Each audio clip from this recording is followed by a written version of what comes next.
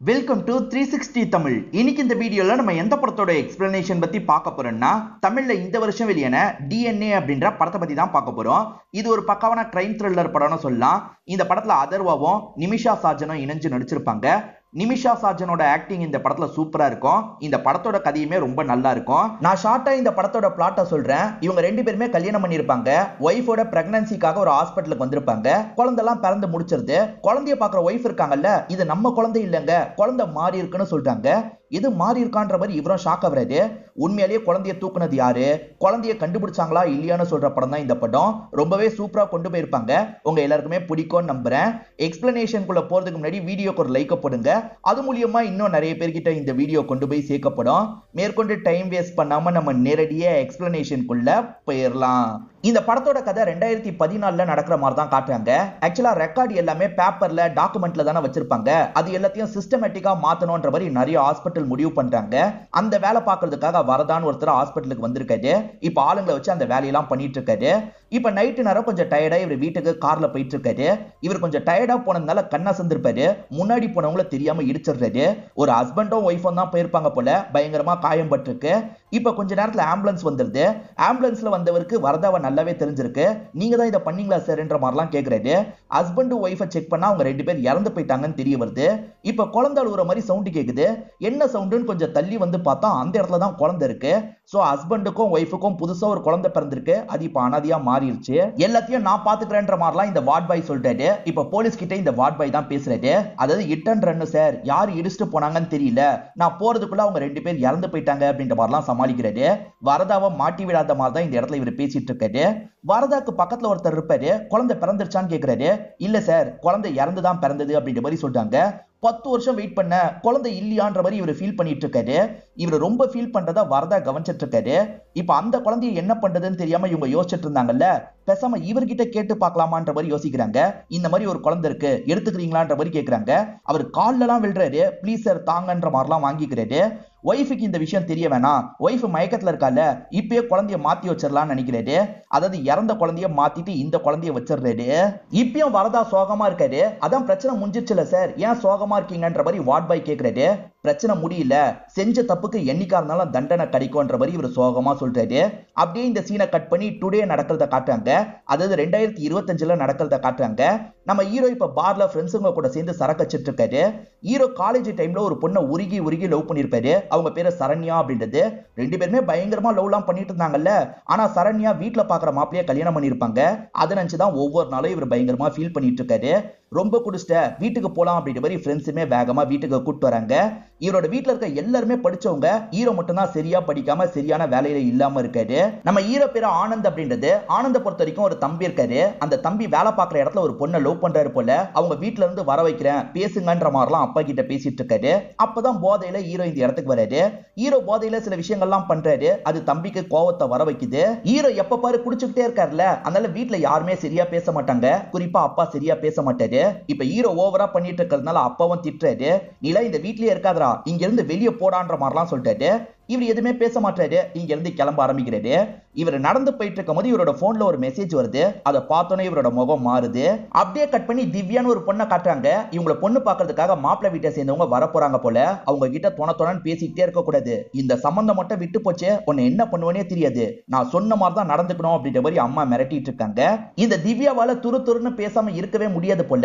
முதல்ல மாப்பிள்ளை வீட்டுக்காரங்க கிட்ட சாதாரணமா மெயின்டைன் பண்றாங்க. ஒரு ஸ்டேஜுக்கு மேல துருன்னு பேச ஆரம்பிச்சிடுறாங்க. என்ன இந்த பொண்ணு லொடலொடன் பேசிட்டு இருக்கா, ஏதோ பிரச்சனை போலன்ற மாதிரி மாப்பிள்ளை வீட்டை சேர்ந்தவங்களா யோசிக்கிறாங்க. எங்களுக்கு வேணான்ற மாதிரி இங்க இருந்து கிளம்பி போயிடுறாங்க. இந்த சம்பந்தமும் கெட்டு போயிருச்சு அப்படின்ற மாதிரி அம்மா பொண்ணை போட்டு பயங்கரமா அடிக்கிறாங்க. உண்மையிலேயே பொண்ணுக்கு ஒரு மென்டல் ப்ராப்ளம் இருக்கும். இத பத்தி பேசுறதுக்காக டாக்டர் கிட்ட வந்துடுறாங்க. எத்தனை வாட்டி சொல்றது, இது நீங்க நினைக்கிற மாதிரி பெரிய பிரச்சனை இல்ல, ஆனா பிரச்சனையை புரிஞ்சு நீங்க தான் நடந்துக்கணும். அவளை கண்ட்ரோல் எல்லாம் பண்ணாதீங்க, அவ தொணன்னு பேசிக்கிட்டே தான் இருப்பா, அதை புரிஞ்சு நடந்துக்கிறது தான் நல்லது, அதுக்கேத்த மாதிரி மாப்பிளைய பாருங்க, அப்பதான் கல்யாணம் பண்ண முடியும்ன்ற மாதிரி அட்வைஸ் பண்றாரு. உங்க பொண்ணு வேணும்ட்டே பண்றான்னு நினைக்காதீங்க, அவ இயல்பே அப்படிதான் அப்படின்றத டாக்டர் புரிய வைக்கிறாரு. சரின்ற மாதிரி அம்மாவும் இந்த இடத்துல ஏத்துக்கிறாங்க. வீட்டை விட்டு வெளியே போக சொன்னாங்கல்ல, ஆனந்தி இப்ப பிச்சைக்காரங்க கூட படுத்துட்டு இருக்காரு. இது தெரிஞ்சு ஃப்ரெண்ட்ஸுங்க இந்த இடத்துக்கு வந்துடுறாங்க. வாடா வீட்டுக்கு போலான்னு கூப்பிடுறாங்க. நான் வர மாட்டேன்னு சொல்லிட்டாரு. சரி வா பாருக்கு போய் சரக்கு அடிக்கலான்ற மாதிரி கூப்பிடுறாங்க. அப்ப வரன்ற மாதிரி இவரை ஏத்துக்கிறாரு. இவங்களுமே பார்ல இன்னும் சரக்கு அடிக்க வச்சிடுறாங்க. இப்ப செம்ம போதையில இருக்கும் போது வீட்டுக்கு கூட்டு வந்துடுறாங்க. தம்பி ஒரு பொண்ணை லவ் பண்றதா சொன்னா பாத்தீங்களா, அவங்க வீட்டுல பேச்சுவார்த்தை நடத்துறதுக்காக வந்திருக்காங்க. அதனால ஹீரோவை சைலண்டா உள்ள கொண்டு போயிடலாம் நினைக்கிறாங்க. ஆனா அப்படி போயிட்டு இருக்கும் போது ஹீரோ வந்திருக்கவங்கள கவனிச்சிடுறாரு. என்ன நிறைய ஆளுங்க வந்திருக்காங்கன்ற மாதிரி பேசுறதுக்காக இந்த இடத்துக்கு வந்துடுறாரு. அச்சோ இவன் வந்துட்டானே அப்படின்ற மாதிரி அப்பவும் தம்பியும் பயங்கரமா ஷாக் ஆயிட்டு இருக்காங்க. இவரும் லொடலொடன் என்னென்னமோ பேசிட்டு இருக்காரு. கல்யாணம் எல்லாம் பண்ணிக்காதரா, ஏமாத்திடுவாங்க அப்படின்ற மாதிரிலாம் சொல்லிட்டு இருக்காரு. ஒரு ஸ்டேஜ்ல இந்த இடத்துலயே யூரின் போயிடுறாரு. மயக்கம் போட்டு பொத்துன்னு கீழே விழுந்துடுறாரு. இதனால ஹீரோவோட அப்பாவும் மன்னிப்புலாம் கேட்கிறாரு. என்கிட்ட மன்னிப்புலாம் கேட்க தேவையில்ல, முதல்ல உங்க பையனோட ப்ராப்ளத்தை சால்வ் பண்ணுங்க, அதுக்கப்புறம் சின்ன பையனோட கல்யாணத்தை பத்தி யோசிச்சுக்கலாம் அப்படின்ற மாதிரி அவருமே இங்க இருந்து கிளம்பிடுறாரு. ஆனந்த் இந்த மாதிரி பண்ணிட்டு இருக்கிறதுனால அப்பா தான் நிறைய அசிங்கத்தை ஃபேஸ் பண்றாரு. இதனால பையனை போட்டு திட்டுறாரு. நீலா என்னோட பையனே கிடையாதுடா, நீலா நல்லாவே இருக்க மாட்டடா, நீலா சீக்கிரமா அழிஞ்சு போயிடுவாடா அப்படின்ற மாதிரி பையனுக்கு பயங்கரமா இந்த இடத்துல சாபம் விட்டுட்டு இருக்காரு. அவதான் உன்னை விட்டுட்டு வேற ஒருத்தன் கூட சந்தோஷமா போயிட்டால, இன்னும் எதுக்காக அவளையே நினைச்சிட்டு இருக்க அப்படின்ற மாதிரி ஃப்ரெண்ட்ஸுங்க இவரை குளிப்பாட்டிட்டு இருக்காங்க. சரண்யா செத்துட்டாடா அப்படின்ற மாதிரி இவர் சொல்றாரு. ஆக்சுவலா இவருக்கு ஒரு தகவல் கிடைச்சது பாத்தீங்களா, அவங்க இறந்து போன தகவல் தான் கிடைச்சிருக்கும். அவங்க நிறைய வீடியோலாம் அனுப்பியிருப்பாங்க, எதையும் இவர் பார்த்திருக்க மாட்டாரு. இந்த நியூஸை கேள்விப்பட்டதுக்கு அப்புறம் தான் பார்த்திருப்பாரு. சரண்யாக்கு இந்த கல்யாணத்துல ஒரு சொட்டு கூட விருப்பம் இருந்திருக்காது. வற்புறுத்தி தான் வீட்டுல கல்யாணம் பண்ணி வச்சிருப்பாங்க. அப்படி கல்யாணம் பண்ணி போனவனும் டார்ச்சர் பண்ணிக்கிட்டே இருப்பான். இதுக்காக ஹீரோ கிட்ட நிறைய வாட்டி பேசியிருப்பாங்க. ஹீரோ எதுக்கும் ரிப்ளை பண்ணிருக்க மாட்டாரு. அதனால தான் இந்த மாதிரி ஒரு முடிவு எடுத்திருக்காங்க போல. இதை நினைச்சுதான் பயங்கரமா ஃபீல் பண்ணிருப்பாரு. இவ்வளவு நாள் அவங்க தப்பானவங்கன்ற மாதிரி பயங்கரமா கோவம்லாம் பட்டார்ல, அதை நினைச்சு இந்த இடத்துல பயங்கரமா ஃபீல் பண்ணிட்டு இருக்காரு. வீட்டை சேர்ந்தவங்க இருக்காங்கல்ல, ஏதாவது ரீஹாப் சென்டருக்கு இவர் அனுப்பி வைக்கலாம்னு நினைக்கிறாங்க. அந்த மாதிரி ஒரு சென்டருக்கு வந்து இவர் சோகமாவே தான் உட்கார்ந்துட்டு இருக்காரு. இந்த சைடு திவ்யாவோட அம்மா இருக்காங்கல்ல, எப்படியாவது பொண்ணுக்கு ஒரு மாப்பிளைய பார்த்து கல்யாணம் பண்ணி வச்சிடணும்ன்ற மாதிரிலாம் யோசிக்கிறாங்க. ஹீரோ இந்த இடத்துக்கு வந்தோம் சரியில்லாம இருந்தார்ல, ஒரு பாட்டி கிட்ட பழகுறாரு. அந்த பாட்டி ஒரு ஸ்டேஜ்ல இறந்து போயிருந்தாங்க. அந்த பாட்டிக்கு பையன் ஸ்தானத்துல இருந்து இவர் தான் கொல்லிலாம் வைக்கிறாரு. இது மூலியமா இவருக்குள்ள ஒரு சேஞ்ச் ஏற்படுது. இவரும் ஒழுக்கமா இருக்கணும்ன்ற மாதிரி கொஞ்சம் கொஞ்சமா மாறலாம் ஆரம்பிக்கிறாரு. இப்பதான் ஹீரோவோட அப்பாக்கு திவ்யாவோட சம்பந்தம் வருது. கொஞ்சம் மனநலம் பாதிக்கப்பட்ட பொண்ணுன்றது தெரியுது. இருந்தாலும் பரவாயில்ல, கட்டி வச்சிடலான்ற மாதிரிலாம் முடிவு பண்ணிடுறாரு. இப்ப எல்லாருமே பொண்ணு பார்க்கறதுக்காக இந்த வீட்டுக்கு வந்துடுறாங்க. பேசி கெடுத்துறாத, அமைதியா இருன்ற மாதிரி அம்மா இப்பயும் கண்ட்ரோல்லாம் பண்றாங்க. இவங்களுமே சாதாரணமா வந்து காஃபிலாம் தந்துட்டு இருக்காங்க. இவர் ஒரு வார்த்தை கூட பேச மாட்டாரு, அமைதியா இருக்காரு. ஆனா இவரோட அப்பாவே பிடிச்சிருக்கு, சீக்கிரமா பேசி முடிச்சிடலாம்னு சொல்றாரு. பொண்ணு இதெல்லாம் பார்த்து வெக்கப்பட்டு இருக்காங்க. இப்ப இவங்க ரெண்டு பேருக்குமே நிச்சயதார்த்த ஃபங்க்ஷன் நடந்துட்டு இருக்கு. அந்த இடத்துலயும் இவர் உம்மன் நின்னுட்டு இருக்காரு. இவங்க துருன்னு ஏதாவது பேசுவாங்கல்ல, இவர்கிட்ட ஏகப்பட்ட கேள்வி எல்லாம் கேட்டுட்டு இருக்காங்க. இந்த சமயம் ஹீரோவோட ஃப்ரெண்டு கை கழுவுறதுக்காக ஒரு இடத்துக்கு போறாரு. அங்க பேசிக்கிறத கவனிக்கிறாரு. அதாவது பொண்ணுக்கு மனநலம் பாதிக்கப்பட்டிருக்கு அப்படின்ற மாதிரி சொந்தக்காரங்கள்ல சிலர் பேசிட்டு இருக்காங்க. இதை கேட்டவர் என்ன பண்றாருன்னா, ஹீரோவோட பெஸ்ட் ஃப்ரெண்டான வெங்கட் கிட்ட சொல்றாரு. இப்ப வெங்கட் இருக்கார்ல, நேரா ஹீரோவோட அப்பா கிட்ட போய் இந்த விஷயத்த சொல்றாரு. வெங்கட், அந்த மாதிரிலாம் எதுவுமே இல்ல, நீ கிளம்புன்ற மாதிரி அப்பா சொல்றாரு. போக போக தான் அப்பாக்கு ஏற்கனவே இந்த விஷயம் தெரியும்ன்றது வெங்கட்டுக்கு தெரிய வருது. பைத்தியம் தெரிஞ்சும் கல்யாணம் பண்ணி வைக்கலாம் நினைக்கிறீங்களா, இதுக்கு நான் அலோவ் பண்ண மாட்டேன்னு சொல்றாரு. இப்ப பொண்ணு வீட்டை சேர்ந்தவங்க டென்ஷன் ஆயிடுறாங்க. என்ன ஓவரா பேசிட்டு இருக்கீங்க, உங்க பையனை பத்தி எங்களுக்கு எல்லாமே தெரியும், பையன் என்ன நல்ல வேலையிலயா இருக்கான், சாதாரணமா தானே இருக்கான், இதுவே போதும்ன்ற மாதிரி அவங்களுமே ஒரு பக்கம் சண்டை போட்டுட்டு இருக்காங்க. திவ்யாவும் என்ன நடக்குமோன்ற மாதிரி பார்த்துட்டு இருக்காங்க. அங்கிள், உங்களுக்கு வேணா உங்க பையன் முக்கியம் இல்லாம இருக்கலாம், ஆனா எங்களுக்கு எங்களோட ஃப்ரெண்டு ரொம்ப முக்கியம், வா மச்சான் இங்க இருந்து கிளம்பலாம் அப்படின்ற மாதிரி ஹீரோவை கூட்டிட்டு போக பாக்குறாங்க. ஹீரோவா அவங்க கூட சேர்ந்து நடக்கிறாரு. இதெல்லாம் திவ்யா சோகமா பாக்குறாங்க. போன ஹீரோ சட்டுன்னு திவ்யாக்கு பக்கத்துல வந்துடுறாரு. திவ்யா கையை பிடிச்சு மனமேடைக்கு கூட்டு வந்துடுறாரு. இந்த பொண்ணு கிட்ட எனக்கு எந்த பிரச்சனையும் இருக்கிற மாதிரி தெரியல, இந்த பொண்ணை கல்யாணம் பண்ணிக்கிட்டா என்னோட வாழ்க்கை சந்தோஷமா இருக்கும்னு நினைக்கிறேன், யாரும் இல்ல தலையிட வேணான்ற மாதிரி சொல்றாரு. இதனால ரெண்டு வீட்டை சேர்ந்தவங்களும் சந்தோஷம் தான் படுறாங்க. ஃப்ரெண்டுமே இதை கேட்டு சந்தோஷம் தான் படுறாரு. இப்ப இவங்க ரெண்டு பேருக்குமே நல்லபடியா இந்த இடத்துல கல்யாணம் முடிஞ்சிருது. இன்னைக்குதான் இவங்களோட ஃபர்ஸ்ட் நைட்டா இருக்கும். ரெண்டு பேருமே வெக்கப்பட்டுக்கிட்டே ஆரம்பிக்கிறாங்க. அடுத்ததா தம்பியோட கல்யாணத்தை பிளான் பண்ணி நடத்தி முடிச்சிடுறாங்க. இப்ப ஹீரோக்கு ஒரு வேலை கிடைச்சிருது. சின்ன வேலை தான் இருந்தாலுமே சந்தோஷமா அந்த வேலையெல்லாம் பாக்குறாரு. ஆக்சுவலா ஃப்ரெண்டு கல்யாணத்தையே நிறுத்துறதுக்காகலாம் பண்ணார்ல, அதனால வீட்டுக்கு வரதுக்கே தயங்கி இருப்பாரு. ஆனா திவ்யா சாதாரணமா அவர்கிட்ட பேசுறாங்க. இப்ப திவ்யா பிரெக்னன்ட்டா இருக்காங்க. இவருமே செக்அப்காக அடிக்கடி ஹாஸ்பிட்டலுக்குலாம் கூட்டு வந்துட்டு இருக்காரு. ஒருவேளை பிறக்கிற குழந்தைய என்ன மாதிரி இருந்துட்டா என்ன பண்றது, அதை எல்லாருமே திட்டுவாங்க அடிப்பாங்க அப்படின்ற மாதிரிலாம் இவங்க ஃபீல் பண்றாங்க. அப்படிலாம் இருக்காது, நீ கவலைப்படாதன்னு சொல்றாரு. அப்படியே இருந்தாலும் நீங்க நல்லபடியா பாத்துக்கணும்னு சொல்றாங்க. பாத்துப்பன்னு சொல்றாரு. இப்போ ஒரு பாட்டியை நமக்கு காட்டுறாங்க. அரசு மருத்துவமனைக்கு தான் வந்திருக்காங்க. சுத்தி முத்தி அந்த பிரசவாடியை பார்த்துட்டு இருக்காங்க. முறுக்கு அதிரசம்லாம் விக்கிற மாதிரி தான் இந்த பாட்டி இந்த இடத்துக்கு வந்திருக்காங்க. இங்க குழந்தைய தூக்குறதுக்காக தான் வந்திருக்காங்க போல. ஒரு குழந்தைய வச்சுட்டு ஒரு லேடி அங்க இருந்து தள்ளி போறாங்க. இதுதான் கேப்ன்ற மாதிரி இந்த பாட்டி இருக்காங்கல்ல, குழந்தைய தூக்கி பேக்ல வைக்கிறாங்க. குழந்தை அழுதுறக்கூடாது இல்ல, அதனால மயக்கமாக்குற மாதிரி மருந்தை தந்துடுறாங்க. இப்ப சைலண்டா அங்க இருந்து கிளம்ப ஆரம்பிக்கிறாங்க. வீட்டுல கொஞ்ச நாள் இவங்க வச்சுக்கணும் போல. அதுக்காக பால் கொடுக்கறதுக்காக வேற ஒரு லேடி கிட்ட காசு தந்து பாலெல்லாம் கொடுக்க வைக்கிறாங்க. இப்ப திவ்யா பிரசவ வார்டுல இருக்கிறத நமக்கு காட்டுறாங்க. நல்லா புஷ் பண்ணுங்கன்ற மாதிரி டாக்டர் லேடி சொல்றாங்க. ஒரு ஸ்டேஜ்ல உங்களுக்கு நல்லபடியா குழந்தை பிறந்துருது. முதல்ல அம்மா கிட்ட குழந்தைய காமிச்சிடுறாங்க. அதுக்கப்புறம் இன்குபேட்டர் ரூம்ல வச்சிருக்காங்க. அதுக்கப்புறம் பேரண்ட்ஸ் கிட்ட எல்லாம் கொண்டு வந்து காட்டுறாங்க. ஹீரோவும் இதை பார்த்து ரொம்ப சந்தோஷப்படுறாரு. ஹீரோவோட அப்பாவும் இவங்களோட ஜோஷியர் கிட்ட இந்த விஷயத்த சொல்லலாம் நினைக்கிறாரு. இந்த டைம்ல குழந்தை பிறந்திருக்கா, ரொம்ப அதிர்ஷ்டசாலியா இருக்க போகுது, ஏன்னா நல்ல ராசியில தான் இந்த குழந்தை பிறந்திருக்கு அப்படின்ற மாதிரி ஜோஷியரும் சொல்றாரு. ஏற்கனவே குழந்தையெல்லாம் தூக்குற ஒரு பாட்டியை காமிச்சாங்க பாத்தீங்களா, அதே பாட்டி இந்த ஹாஸ்பிட்டலை விட்டு வெளியே போறத நமக்கு காட்டுறாங்க. இப்ப டாக்டர் இருக்காங்கல்ல, இப்ப உள்ள போய் பாத்துக்கலாம்ன்ற மாதிரி சொல்றாங்க. குழந்தைய தூக்கிட்டு இவங்க எல்லாருமே உள்ள வராங்க. குழந்தைய பாரு அப்படின்ற மாதிரி ஹஸ்பண்டும் குழந்தையெல்லாம் கையில தந்துட்டு இருக்காரு. குழந்தைய பாக்குற அவங்க ஷாக் ஆயிடுறாங்க. இது நம்ம குழந்தை இல்ல, நம்ம குழந்தை எங்கன்ற மாதிரி கேக்குறாங்க. பேரண்ட்ஸ் எல்லாருமே இதுதான் நம்ம குழந்தை அப்படின்ற மாதிரி சொல்றாங்க. இல்ல குழந்தை மாறி இருக்கு, நான் பார்த்த குழந்தை இது இல்லன்ற மாதிரிலாம் சொல்றாங்க. பொண்ணுக்கு கொஞ்சம் ப்ராப்ளம் இருக்குல்ல, இதுதான் குழந்தைன்ற மாதிரி அம்மா சொல்றாங்க. இல்லம்மா, என் குழந்தை எனக்கு தெரியாதா, இது என் குழந்தை இல்லைன்னு சொல்றாங்க. இதனால டாக்டர் லேடிலாம் இந்த இடத்துக்கு வந்துடுறாங்க. ஏன் அப்படி நினைக்கிறீங்கன்ற மாதிரிலாம் கேட்கறாங்க. பார்த்தாலே தெரியும் இது என் குழந்தை இல்ல, என் குழந்தை தான் எனக்கு வேணும்ன்ற மாதிரி இந்த இடத்துல அடலாம் பிடிச்சிட்டு இருக்காங்க. சரி என்ன ஏதுன்னு பார்க்கலான்ற மாதிரி டாக்டர் லேடியே இவங்களை சமாதானம் பத்திட்டு இங்க இருந்து கிளம்புறாங்க. இவங்களுக்கு மென்டலா ஏதாவது ப்ராப்ளம் இருக்கான்ற மாதிரி கேட்கறாங்க. ஏற்கனவே ஒரு ப்ராப்ளம் இருக்குல்ல, அதை பத்தி பேரண்ட்ஸே எக்ஸ்பிளைன் பண்றாங்க. ஓஹோ, அதனால தான் இப்படி பிஹேவ் பண்றாங்க போல. சரி என்ன ஏதுன்றதை நம்ம பாப்போன்ற மாதிரி இந்த லேடி சொல்றாங்க. இந்த சமயம் திவ்யா இருக்காங்கல்ல, மத்தவங்களோட குழந்தையெல்லாம் எடுத்து பார்த்துட்டு இருக்காங்க. செக் பண்ற மாதிரி தான் பார்த்துட்டு இருக்காங்க.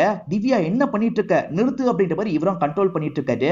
என் குழந்தை காணோம், என் குழந்தை எங்க போச்சு, சீக்கிரமா கண்டுபிடிச்சு தாங்கன்ற மாதிரிலாம் இவங்க அளவே ஆரம்பிக்கிறாங்க. முதல்ல இங்க இருந்து கூட்டு போங்கன்ற மாதிரி டாக்டர் லேடி சொல்லிடுறாங்க. இவரும் பில்ல பே பண்ணிட்டு கூட்டு போலான்னு நினைக்கிறாரு. அப்பதான் ஒய்ஃப் சொன்னது இவரோட மைண்டுக்குள்ள ஓடுது. கண்டிப்பா என் குழந்தை மிஸ் ஆகுது அப்படின்ற மாதிரி சொல்றாங்க. இதனால இவர் இருக்கார்ல, நேரா இன்ஸ்பெக்டரை பார்த்து பேசி கூட்டு வந்துடுறாரு. இன்ஸ்பெக்டருமே என்ன ஏதுன்னு விசாரிக்கிறாரு. சிசிடிவி ஃபுட்டேஜ்ல இருந்து எல்லாத்தையும் காட்டுங்கன்ற மாதிரி கேட்கிறாரு. இன்குபேட்டர் ரூம்ல வைக்கிறது, எடுத்துட்டு வரதுன்னு எல்லா ஃபுட்டேஜையும் இவங்க காமிச்சிடுறாங்க.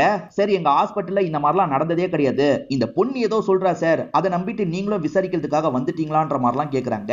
இன்ஸ்பெக்டரும் செக் பண்ண வரைக்கும் அந்த மாதிரி எதுவுமே நடக்கலன்னு சொல்லிட்டாரு. ப்ளீஸ் சார் ஏதாவது பண்ணுங்க அப்படின்ற மாதிரி ஹீரோ திரும்ப சொல்லிட்டாரு. சார் ஒருவேளை நீங்க காசு எதிர்பார்க்கறீங்களா, வேணா பேசி வாங்கி தரேன்னு இன்ஸ்பெக்டர் சொல்லிட்டாரு. நான் காசெல்லாம் எதிர்பார்க்கல சார், உண்மை என்னன்னு தெரிஞ்சுக்கணும்னு நினைக்கிறேன்னு சொல்லிட்டாரு. இன்ஸ்பெக்டர் அந்த மாதிரிலாம் நடக்கலன்ற மாதிரி கிளம்பிடுறாரு. இவருமே இன்ஸ்பெக்டரே செக் பண்ணிட்டு போயிட்டாரு. அந்த மாதிரிலாம் எதுவுமே நடக்கலன்ற மாதிரி ஒய்ஃபு கிட்ட சொல்லிட்டாரு. அப்ப நான் போய் சொல்றேன்னு நினைக்கிறீங்களா, உண்மையிலேயே இது நம்ம குழந்தை இல்லைங்க, குழந்தை மாறி இருக்கு, புரிஞ்சுக்கோங்க அப்படின்ற மாதிரிலாம் சொல்றாங்க. ரொம்ப ஃபீலிங்கா சொல்றாங்க. அதை நினைச்சு இவருமே ஒரு பக்கம் ஃபீல் பண்ணிட்டு இருக்காரு. ரெண்டு பேரோட டிஎன்ஏவை செக் பண்ணா குழந்தை இவங்கள்தா இல்லையான்றதை தெரிஞ்சுக்கலாம்ல, அந்த மாதிரிலாம் பண்ணி பார்க்கலாம்னு ஹீரோ யோசிக்கிறாரு. இது ரிலேட்டடா அந்த இன்ஸ்பெக்டர் கிட்ட கேட்கறாங்க. இன்ஸ்பெக்டர் ஒருத்தரை ரெஃபர் பண்றாரு. கவர்மெண்ட் ஹாஸ்பிட்டல்ல 3 வாரம் ஆகும், ஆனா பிரைவேட் ஹாஸ்பிட்டல்ல 2 நாள்ல பண்ணிருவாங்க. கோர்ட்ல இதை ஏத்துக்க மாட்டாங்க, ஆனா உங்களுக்கு குழந்தை யாருதுன்னு தெரிஞ்சிரும்னு சொல்றாரு. சரி அதை எடுங்கன்ற மாதிரி இவங்க சொல்றாங்க.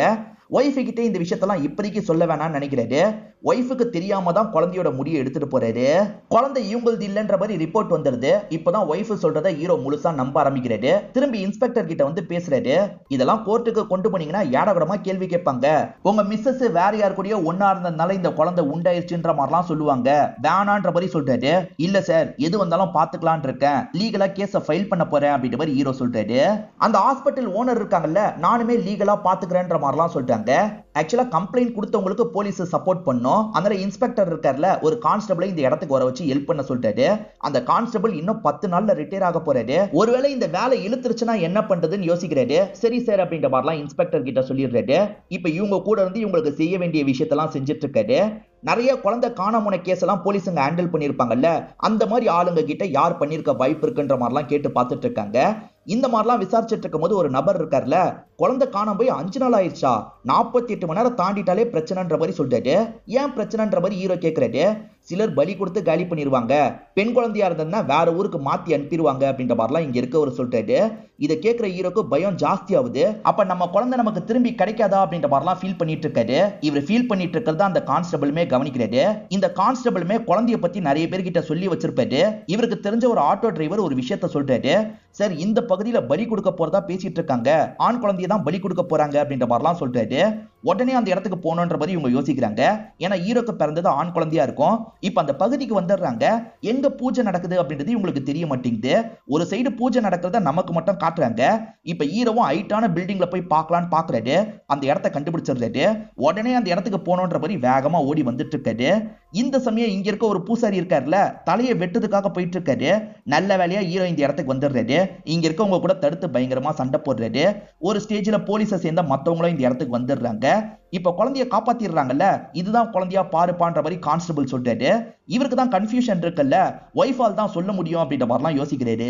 இப்ப பாக்குற ஒய்ஃப் இந்த குழந்தை கொஞ்சம் குண்டா தெரியுதுங்க, நம்ம குழந்தை இல்லன்ற மாதிரி சொல்றாங்க. கான்ஸ்டபிளால இதை நம்ப முடியல. எல்லா குழந்தையும் ஒரே மாதிரி தான் இருக்கும், கன்ஃபார்மா சொல்றியான்னு கேக்குறாரு. என் குழந்தை எனக்கு தெரியும் சார், கண்டிப்பா இது இல்லன்னு சொல்றாங்க. அப்போ ஓகேன்ற மாதிரி இவரை ஏத்துக்கிறாரு. ஹீரோ இந்த கான்ஸ்டபிள் கூட டிராவல் பண்ணும்போது நிறைய விஷயத்த பாக்குறாரு. சிலர் குழந்தைய வளர்க்க முடியாம தூக்கி எல்லாம் போடுவாங்க பாத்தீங்களா, அந்த மாதிரி இறந்து போன நிலைமையில எல்லாம் சில குழந்தைய பாக்குறாரு. அதே மாதிரி சிலர் பாத்ரூம்ல எல்லாம் குழந்தைய வச்சுட்டு போயிடுறாங்க. இந்த மாதிரிலாம் கூட பண்ணுவாங்களா அப்படின்ற மாதிரி ஹீரோவும் ஆச்சரியமா கேட்டுட்டு இருக்காரு. இதை விட நிறைய நடக்கும்பா அப்படின்ற மாதிரி கான்ஸ்டபிள் சொல்றாரு. ஹீரோக்கு வெங்கட்னு ஒரு ஃப்ரெண்ட் இருக்காருல்ல, அவர் தான் இந்த கேஸ் ஹேண்டில் பண்றாரு. ஆக்சுவலா ரிப்போர்ட்டை பத்தி எல்லாம் சொல்லிட்டு இருக்காரு. தயவு செஞ்சு அந்த குழந்தைய கண்டுபிடிச்சு தரணும்ன்ற மாதிரிலாம் கேட்கிறாரு. அவங்க இந்த மாதிரிலாம் வாதத்தை வைப்பாங்கன்னு இன்ஸ்பெக்டர் சொன்னார்ல, அதே மாதிரி தான் எதிர்த்தரப்பு லாயர் பேசுறாரு. இந்த ஹாஸ்பிட்டலுக்குன்னு ஒரு பேர் இருக்கு சார், இங்கெல்லாம் குழந்தை மாறவே இல்லைன்ற மாதிரிலாம் டிஃபெண்ட் பண்ணிட்டு இருக்காரு. அதுக்கு வெங்கட் இருக்கார்ல, ஹாஸ்பிட்டல்ல இருக்கவங்க தான் இதை பண்ணாங்கன்னு சொல்ல சார், ஆனா குழந்தை காணாம போயிருக்கு, அந்த குழந்தைய கண்டுபிடிக்கிறதுக்கு உங்க சைட்ல இருந்து ஹெல்ப் பண்ணும் அப்படின்ற மாதிரிலாம் கேட்கறாரு. இதெல்லாம் கேட்டுட்டு இருக்க ஜட்ஜ் இருக்கார்ல, அந்த ஹாஸ்பிட்டல்ல இருக்கவங்க கிட்ட விசாரிங்க, குழந்தைய கண்டுபிடிங்கன்ற மாதிரிலாம் சொல்லிட்டாரு. சோ எப்பனால விசாரிக்க வரலான்றது இந்த ஓனர் லேடிக்கு தெரியுது. போலீஸ் எப்பனால விசாரிக்க வருவாங்க, அதுக்கேத்த மாதிரி நடந்துக்கோங்கன்ற மாதிரி சொல்லிட்டாங்க. ஆக்சுவலா பிரசவம் பண்ணாங்கல்ல, அந்த டாக்டர் லேடி மட்டும் லைட்டா இந்த முழிக்கிறாங்க, எதையோ யோசிக்கிறாங்க. இதுக்கு முன்னாடி இவங்க சிசிடிவி எல்லாம் ஃபுல்லா செக் பண்ணிருக்க மாட்டாங்க. இப்ப எல்லாத்துக்கான பர்மிஷனும் எடுத்துட்டு வந்திருக்காங்க. அதனால இந்த டாக்டர் லேடியும் பார்க்கணும்னா பாத்துக்கோங்கன்னு சொல்றாங்க. இப்போ ஒவ்வொரு இடமா இவங்களுமே செக் பண்றாங்க, எல்லார்கிட்டயும் விசாரணை பண்றாங்க.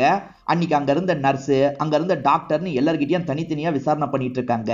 இதை தாண்டி குழந்தைய தூக்குறதுக்குன்னு சில கும்பல் இருக்கும் பாத்தீங்களா, அந்த கும்பல் கிட்டயும் விசாரிக்கலான்ற மாதிரி கான்ஸ்டபிள் யோசிக்கிறாரு. இது விஷயமா ஜெயில வந்து ஒருத்தரை பாக்குறாரு. அதே மாதிரி வேற ஒருத்தர் வெளியே இருப்பாரு, அவர் பேரு கஜா அப்படின்றது.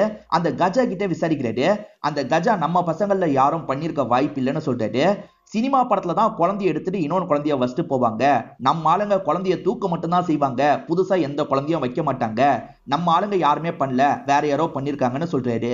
பையனுக்கு அப்பா சாபம் விட்டார்ல, அதனால தான் இப்படி ஆயிருச்சான்ற மாதிரி அப்பாக்கு ஒரு வருத்தம் இருக்கு. அதை பத்திலாம் அவரோட ஃப்ரெண்டு கிட்ட பேசி பயங்கரமா வருத்தப்பட்டு இருக்காரு. இன்குபேட்டர் ரூம்ல இருந்து குழந்தைய தூக்கிட்டு வரதுக்கு 1.5 நிமிஷம் ஆகும்ன்றது இவருக்கு தெரியுது. ஆனா 1.5 நிமிஷம் தாண்டி ஒரு 10 செகண்ட் எக்ஸ்ட்ரா ஆகுது. ஒருவேளை அந்த 10 செகண்ட்ல ஏதாவது நடந்திருக்குமா அப்படின்ற மாதிரிலாம் இந்த கான்ஸ்டபிள் யோசிக்கிறாரு. சரி, ஒரு பொண்ணை நடக்க வச்சு பாத்துடலான்ற மாதிரி நடக்க வச்சிட்டு இருக்காரு. எந்த இடத்துல அந்த 10 செகண்ட் எக்ஸ்ட்ரா ஆகுது அப்படின்ற மாதிரிலாம் செக் பண்றாரு. இப்ப ஹீரோ தண்ணி குடிச்ச மாதிரி உட்காந்துட்டு இருக்காரு. கரெக்டா அந்த பாட்டி இவருக்கு பக்கத்துல தான் இருக்காங்க. தண்ணி கேட்டு வாங்கி குடிக்கிறாங்க. அதே மாதிரி இங்க இருந்து கிளம்பலாம்னு நினைக்கும் போது இவர் பேகை தூக்கி அவங்க கிட்ட தராரு. நன்றி சொல்லிட்டு அந்த பாட்டியும் இங்க இருந்து கிளம்பி போறாங்க. இப்ப அவங்க போயிட்டு இருக்கும் போது ஹீரோ ஒரு விஷயத்தை யோசிக்கிறாரு. பேக் ஹெவியா இருந்தது, எப்படி அவ்வளவு ஹெவியா இருக்கும்ன்ற மாதிரிலாம் சந்தேகப்படுறாரு. இப்ப போயிட்டு இருக்க அந்த பாட்டியே கவனிச்சிட்டு இருக்காரு. அப்பதான் அந்த பாட்டி ஒரு குழந்தைய வச்சிருக்காங்கன்னு தெரியுது. அந்த குழந்தை கையை தூக்குது. சோ கையை பாக்குற இவர் இருக்காருல, உள்ள குழந்தைய வச்சிருக்காங்கன்னு தெரிஞ்சுட்டு வேகமா பிடிக்கிறதுக்காக துரத்துறாரு. அதுக்குள்ள ஆட்டோல ஏறி அவங்க கிளம்பிடுறாங்க. அன்னைக்கு இருந்த எல்லா நர்ஸுகிட்டையும் விசாரிச்சார்ல, ஒரு நர்ஸ் மட்டும் வேலையை விட்டு நின்றுப்பாங்க. வெளிநாட்டுல வேலை கிடைச்சது சார், அதனால தான் வேலையை விட்டு நின்னுட்டேன்ற மாதிரிலாம் சொல்றாங்க. ஒருவேளை இந்த நர்ஸ் எதுலயாவது சம்பந்தப்பட்டிருப்பாளா அப்படின்ற மாதிரி இவர் யோசிக்கிறாரு. அந்த நர்ஸ் தானே குழந்தைய தூக்கிட்டு வந்தா, ஏதாவது டவுட் இருக்கான்ற மாதிரி டாக்டர் லேடி கிட்ட கேட்கிறாரு. என் கூடியே தான் சார் வந்தா, எந்த டவுட்டுமே எனக்கு வரலன்ற மாதிரி சொல்றாங்க.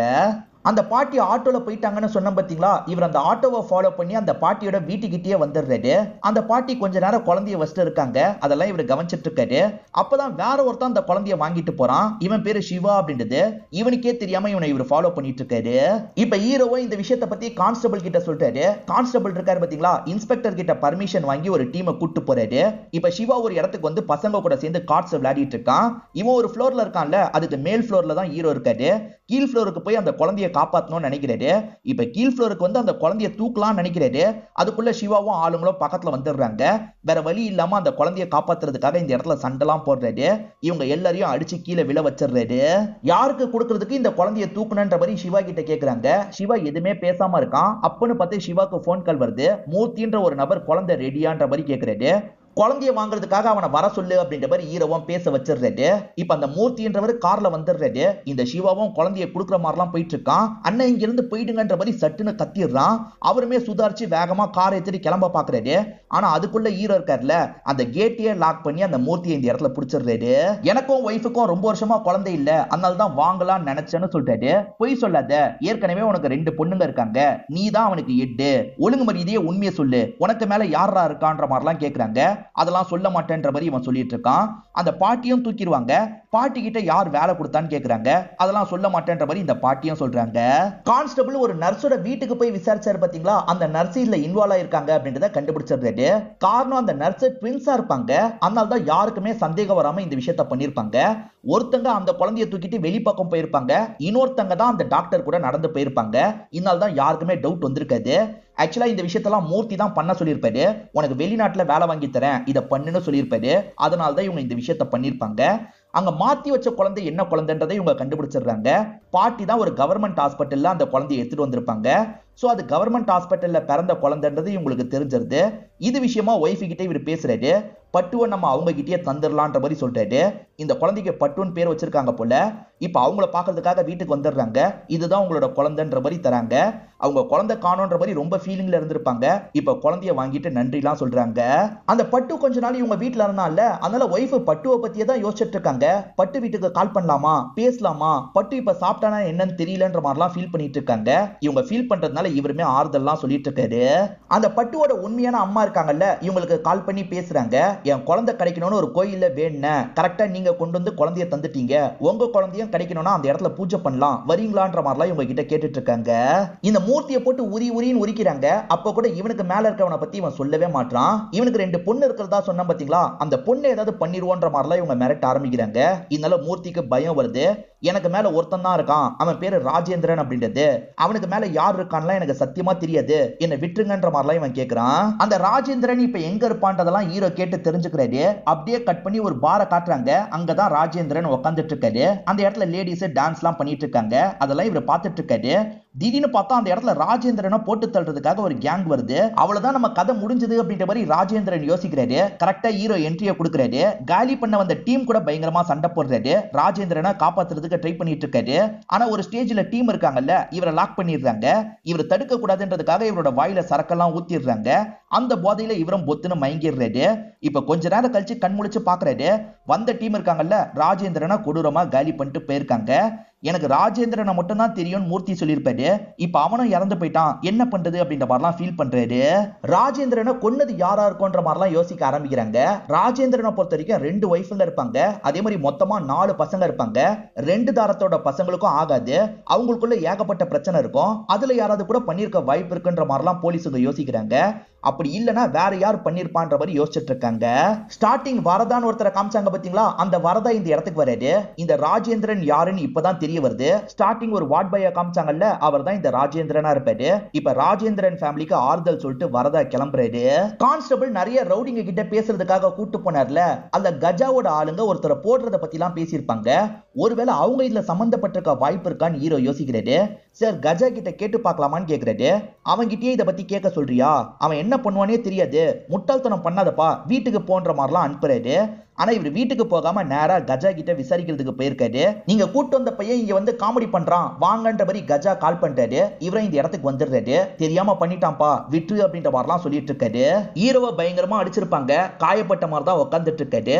அங்க கறி வெற்ற ஒருத்தனை பாக்குற ஹீரோவோட முகம் லைட்டா மாறுது.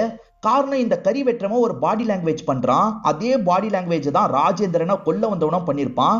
சோ கண்டிப்பா இவன் தான் ராஜேந்திரனை கொல்ல வந்திருக்கான்றதை இவர் புரிஞ்சுக்கிறாரு. இப்ப ஹீரோ அட்டாக் பண்றதுக்காக வராங்கல்ல, ஹீரோவும் தடுத்து சண்டை போடுறாரு. ஒரு ஸ்டேஜ்ல இந்த எட்டானா கஜாவோட கழுத்தையே கத்திய வச்சிடுறாரு. யார் சொல்லி ராஜேந்திரனை போட்டன்ற மாதிரி கேக்குறாரு. இப்ப இவருமே வேற வழி இல்லாம வரதான்ற பேரை சொல்லிடுறாரு. அப்ப வரதா தான் ராஜேந்திரனை போடவே சொல்லியிருக்காரு.